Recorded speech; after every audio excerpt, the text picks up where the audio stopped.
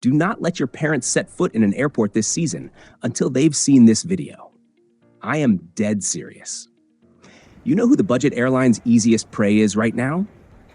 It's not the business travelers, and it's definitely not the tech-savvy Gen Z crowd. It's seniors, our parents and our grandparents. Why? Because airlines don't just make money off tickets anymore. They're running aggressive AI systems that cancel seats, setting psychological traps at the gate, and enforcing subtle rules that, in reality, hit hardest against the people who are too polite to argue or who panic easily.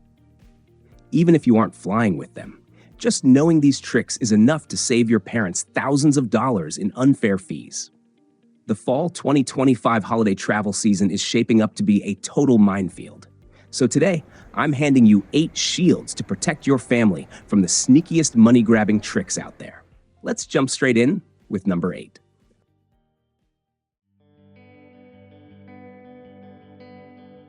All right, listen up. This is a red alert moment. If your parents or grandparents are flying ultra-low-cost airlines like Spirit or Frontier this fall, if you still think gate agents are checking their bags purely for safety rules, I'm going to need you to wake up.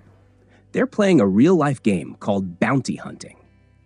According to a recent report, in just the last 2 years, staff at these airlines have pocketed $26 million in commissions just from catching so-called baggage violations. Every time they slap a fee on a bag, they earn an extra $5 to $10.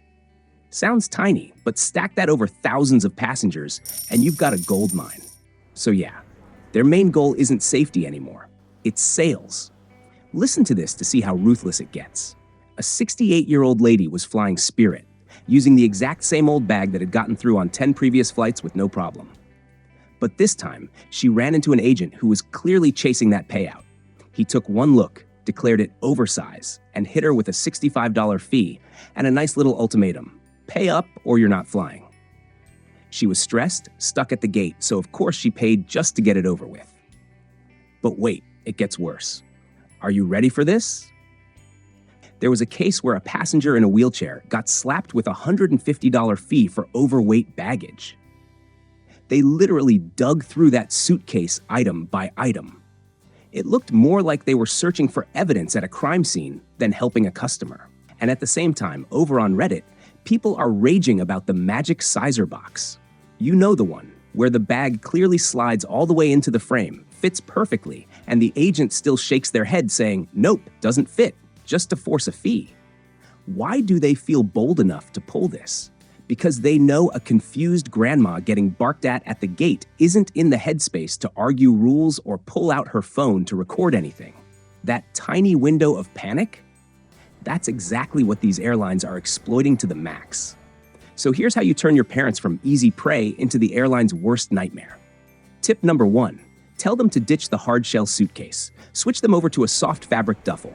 Soft bags squish, flex, and squeeze into tight spaces. It makes it way harder for staff to claim it doesn't fit. Next up, go for dark colors, ideally black. A black bag almost always looks smaller than it really is. Visually, it shrinks into the background and becomes less of a target for these bounty hunters. Third, and this is crucial, tell your parents to never willingly walk over and shove their bag into that metal sizer just to check. Doing that is basically volunteering to step into a trap. Instead, have them wear the bag confidently and just walk through, like they know it's fine. And finally, the ultimate move. If the agent still tries to push it and play dirty, give your parents one simple line to use. Please let me speak with a supervisor right now. That's it. No shouting match, no long debate. Just upgrade the conversation to their boss. Most of the time, the moment they hear supervisor, they suddenly get a lot less aggressive. But honestly, losing a few dozen bucks on bag fees, that's not the part that keeps me up at night. While we're busy trying to hide our little carry-ons, the airlines are quietly running a surveillance system that messes with your privacy on a whole different level.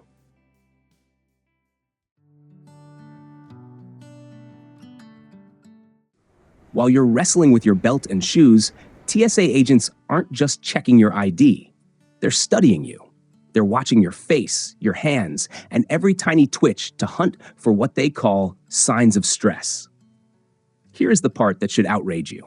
The GAO investigated this program and found zero scientific proof that it actually works.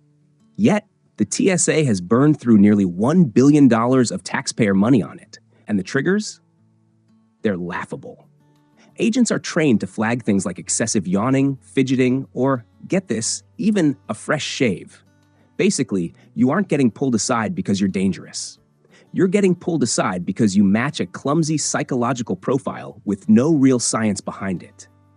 This is where it gets tricky for seniors. Picture a parent with low blood sugar or Parkinson's. Their hands might shake or they might be sweating. To a doctor, that's a health issue. But to a screener following a rigid checklist, that looks like suspicious behavior. It doesn't mean they will get stopped every time, but the risk of a misunderstanding causing an unnecessary delay is very real. To help your grandparents navigate this without the hassle, let's switch up the strategy. Start by telling them to keep their breathing slow and steady while in line.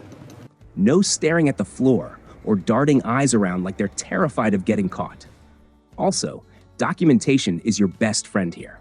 If they have a condition that causes shaking or sweating, keep a doctor's note clipped right to the boarding pass. Don't wait to be asked. Have them show it immediately so officers know up front it's a medical situation, not a security risk. One last piece of advice. Tell them to stop trying to act natural. The harder you try to look innocent, the weirder you seem. Just treat it like a trip to the grocery store. Stand in line, follow the steps, and move on.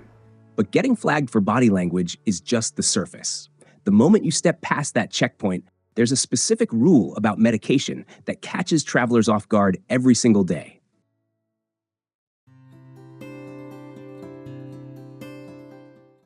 You think as long as you throw your meds into your carry-on, you're safe? Big mistake. If you or your parents are traveling with daily medication, you need to be a lot more careful than you think. Just one small slip is enough for those pills to vanish right at the security checkpoint.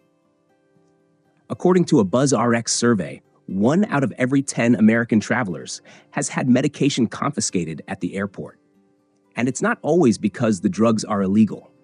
A lot of cases come down to 2 super basic problems: breaking the liquid rules and messing up the labeling. Picture this. An older traveler wants to save space, so they pour a bunch of different pills into one zip bag or a smooth, unmarked plastic bottle. It seems like a smart, convenient hack.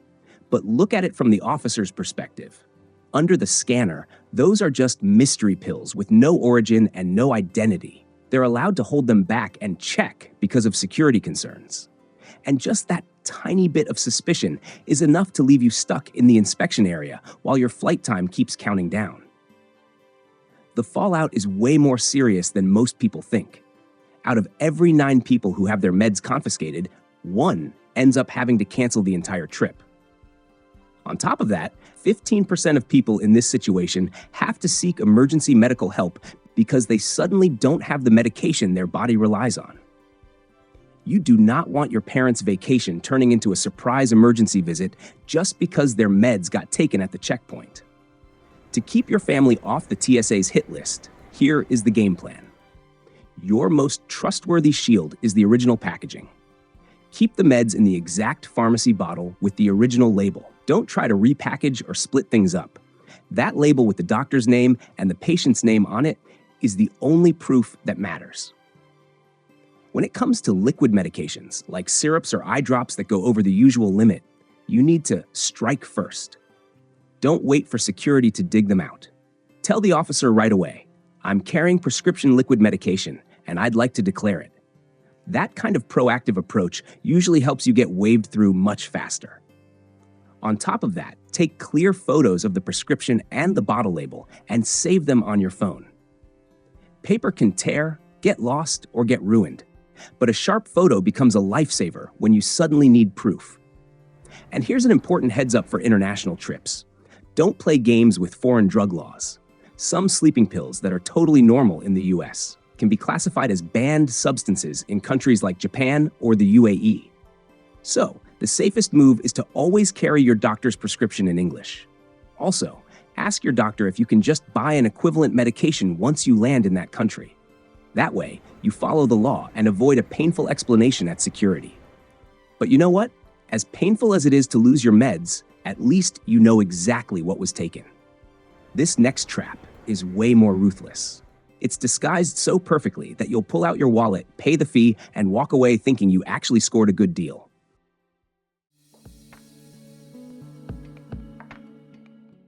You're sprinting through the terminal, heart pounding, backpack bouncing.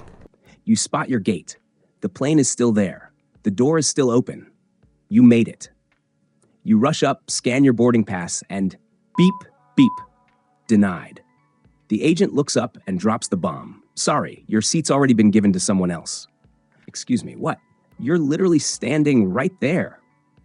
You're not late. So what just happened? Welcome to the world of predictive cancellations.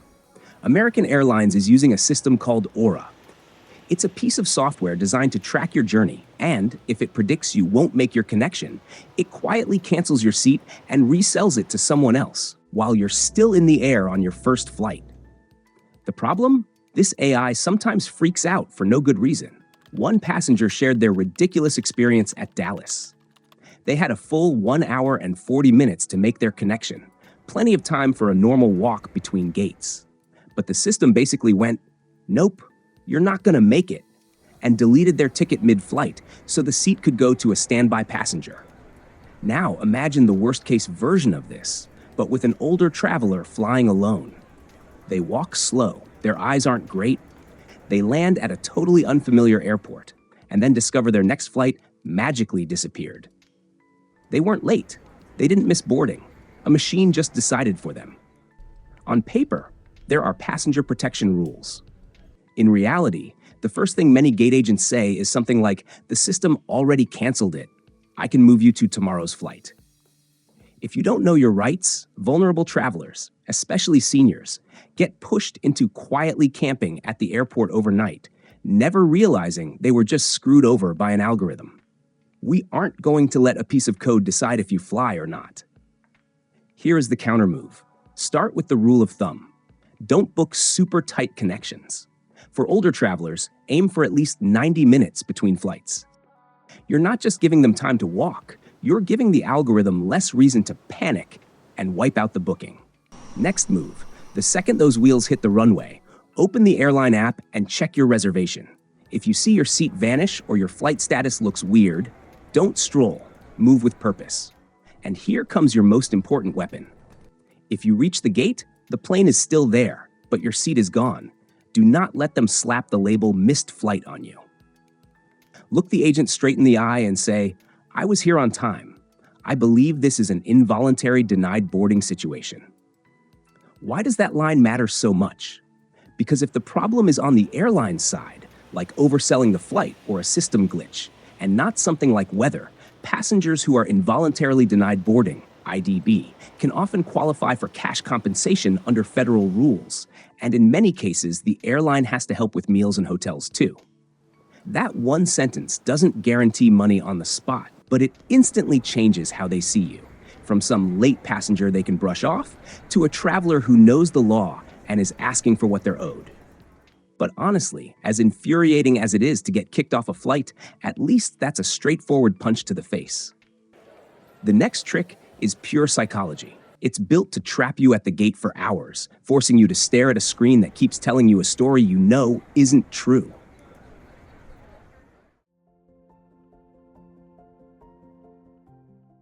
If you're flying home to see family this Christmas, give me 30 seconds of your life. This might save your entire holiday. The trap isn't that you forgot your ID. The trap is that you're confidently trusting the wrong one. A ton of people glance at the expiration date on their driver's license, see something like 2028 or 2030, and think, I'm good, I can fly no problem. The reality is a lot harsher than that. Your license might be brand new, shiny, and scratch-free.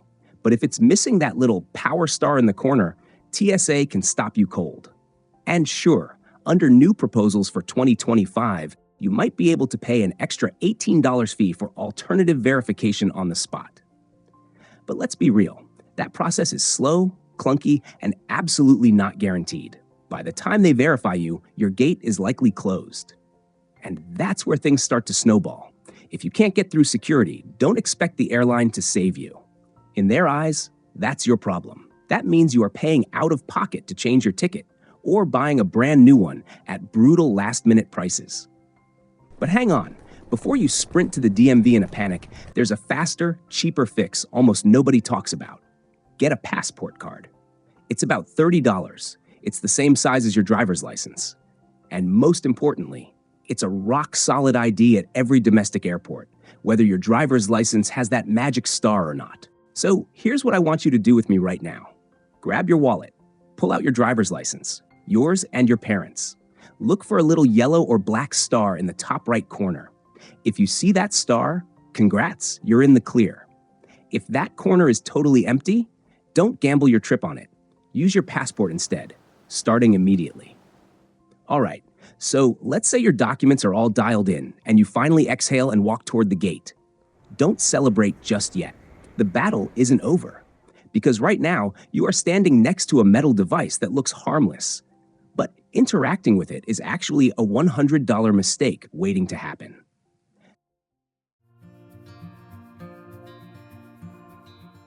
You're standing at the gate. That metal baggage sizer is sitting there like a little guillotine in front of you. Suddenly, you get a bit nervous. I wonder if my bag actually fits? So trying to be a responsible human, you walk over and start wrestling your suitcase into the frame just to check. Stop. Right. There. I know I mentioned the sizer back in number 8, but this isn't about aggressive agents hunting you down. It's about you walking into the trap on your own. You've just made a rookie tactical mistake. You've taken away the gate agent's ability to look the other way. In reality, gate agents are insanely busy. Unlike the commission chasers we exposed in number 8, there are plenty of agents who are actually decent, or just too slammed to care about a half-inch bulge. They just want to get the plane out on time. But the second you voluntarily shove your bag into that sizer, you force them to pay attention to you. You've turned a "we can be flexible" moment into a strict pass or fail exam. And once your bag is in the frame, the rules get brutal. If a wheel sticks out or the handle pokes over the edge even a little, it becomes very hard for them to ignore it. Now, I know the comments section is going to light up with clickbait. I squeezed a puffy bag in there last week and they let me slide. Or I argued my way out of it. And look, that's awesome. But let's be real. You played the lottery and won. For every person who gets a chill agent, there are 10 others who get hit with the rulebook. We aren't here to gamble on a stranger's mood. We are here to be bulletproof.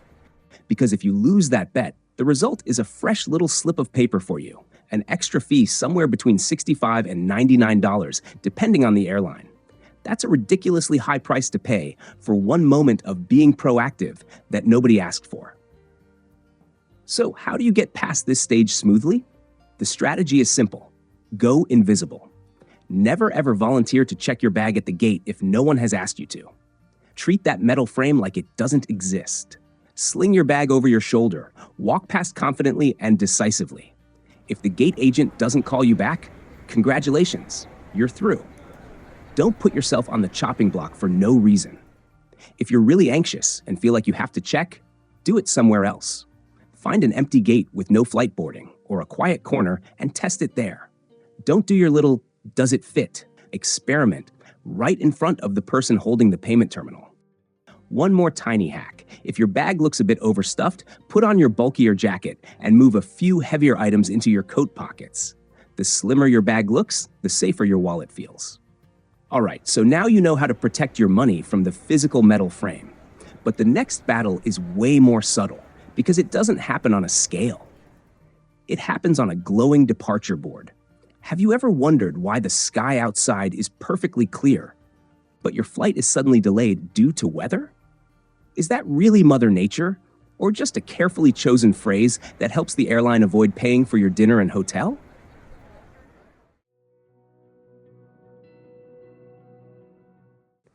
You look up at the departure board and see that one cursed word, delayed. The departure time keeps dancing around. First 30 minutes late, then an hour, then 2. You're sitting there wondering, why don't they just tell us the full delay in one go so I can actually make a new plan? The truth is, it's not always that they're trying to trick you. Running an airline is a minute-by-minute mess. Maybe they're waiting on a replacement crew. Maybe a mechanic is still checking a tire. So they push the time back in small chunks because they genuinely hope they'll fix things quickly and get you out of there. But that little sliver of hope quietly turns into a trap that keeps passengers stuck in limbo. On travel forums like Reddit, tons of people have shared horror stories about this exact thing, better known as rolling delays. One traveler got stuck at Reagan National Airport all night. The airline kept nudging the time back just enough so he didn't dare leave to eat or book a hotel. Finally, at 4 a.m., the flight was completely canceled, leaving him stranded with no rebooking and no place to sleep. Quick question. I know you've been there. Drop a comment below. What's the longest you've ever sat at a gate for a flight that never even took off? Another case in Chicago was even more infuriating. Passengers literally watched the pilot leave because his duty hours were up, yet the staff kept telling everyone to keep waiting. And when they finally canceled it, they blamed weather to avoid paying for hotels. So, how do you avoid becoming a victim of this slow burn waiting game? First, verify the situation yourself. Don't just rely on the gate agent. Download Flight Radar 24 or FlightAware and plug in your flight number. If the app shows your plane is still sitting at an airport halfway across the country while the gate agent is cheerfully saying, "We'll be boarding in 20 minutes, you already know that's not happening. That's your cue to start planning alternatives immediately. Next, don't be shy about asking for light compensation. On long domestic delays, usually around 3 hours or more, many airlines have policies to give out meal vouchers. But they aren't Santa Claus. They won't just hand them out. You have to go up to the desk and politely ask, "Since this delay is extensive, is the airline offering meal vouchers?" And here is pro tip number 3. Understand the timeout rule. Remember that Chicago pilot walking away? That wasn't a choice. It was the law. Crews have strict duty limits. If a delay drags on too long, they legally cannot fly.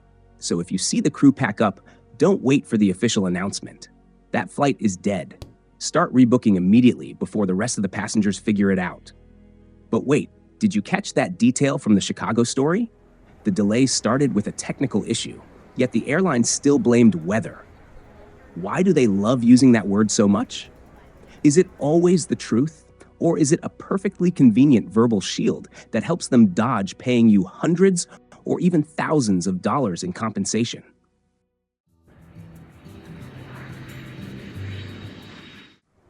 Here we are at number 1. If you forget everything else I've said in this entire video, remember this part. This is the reason so many tears have been shed at airports when there should have been hugs and happy reunions. We're talking about that legendary piece of advice. Get to the airport 2 hours early. Sound familiar? Airlines say it, travel books say it, your uncle who's been flying for 30 years says it. But let me be blunt. During the end-of-year holiday crush, blindly following the 2-hour rule is one of the riskiest gambles you can make. Why? Because that 2 hours was calculated for normal, calm days. Thanksgiving and Christmas?